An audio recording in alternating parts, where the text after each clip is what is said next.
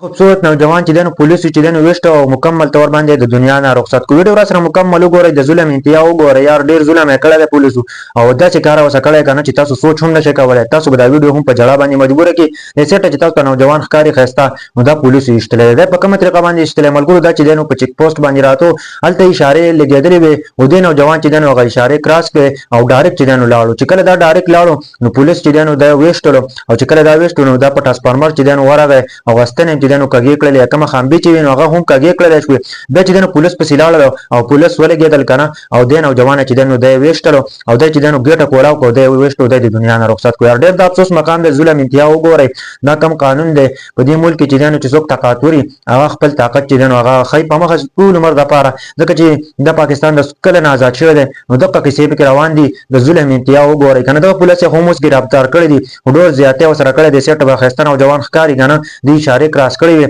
او دوی چې دنو دوی پسې ورغلل او دی چې دنو په ګاډي کې ویشت او هغه یې پسې د دنیا نه رخصت کو دا کوم ظلم دی او کومه د ظلم انتها شوې ده یار تاسو سوچ هم نشئ کولی چې زموږ د پاکستان دی چېرته پکې عوام ته ریلیف نه میلاویږي چېرته پکې چې دنو عوام پروټیکټ کېږي نه همیشه دپاره چې دنو د عوام سره ظلم زیاتی کېږي او تاسو به په جړه مجبوره کړي چې داسې قسمه واقع راشي که نه سړی د دې ملک نه زړه تور شي ځکه چې پولیس لګي هغه پروټیکټ دپاره دي که نه چې هغه پروټیکټ کوي عوام او بل طرف ته چې دنو هغه رالګي او هغه کولیام چې دنو یو نوجوان ولي او هغه د دنیا نه رخصت یو طرف ته چې دنو هغه پې مخکې ډزې کړي دي هغه خو چې دی تللی دی بل طرف ته چې دنو هغه بیا د یوې خامدې سره جنګېدلی دی د یو ستن سره جنګېدلی دی بیا پولیس ورغلي دي او هغه یې په هغه ګاډي کې ایشتلی دی او هغه یې په هغه ګاډي کې د دنیا نه رخصت کړی دی دومره زیاتی خو ورسره نه و پکار د څه وجې نه به اشارې کراس کړی نو زیاتی ورسره نه و پکار یو ښایسته نوجوان دی دی د دنیا نه رخصت کړی دی هغه پولیس هم ګرفتار کړی دي او ډېر د افسوس مقام دی چې دا کم قانون دی کم د ځنګل